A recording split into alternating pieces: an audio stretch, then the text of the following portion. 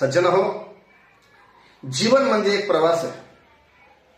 ज्याप्रमाणे प्रवासामध्ये चढ येतो, उतार येतो. अरे चढ आला म्हणून आपण थांबत नाही आणि उतार आला म्हणून आपण धावत नाहीये. तसं जीवनामध्ये सुख आणि दुःख रूपी चढ उतार येतील. आणि सुख आलं म्हणजे माणसाने फुलून जाऊ नये आणि दुःख आलं म्हणजे माणसाने खेद करत बसू नये. एक संत सुंदर वर्णन करतात.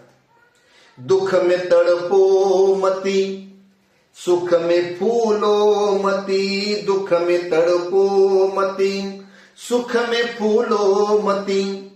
प्राण जाए मगर नाम भूलो मती. हर समय कृष्ण का ध्यान धरते चलो. कृष्ण गोविंद गोपाल गाते चलो. कृष्ण गोविंद गोपाल गाते चलो.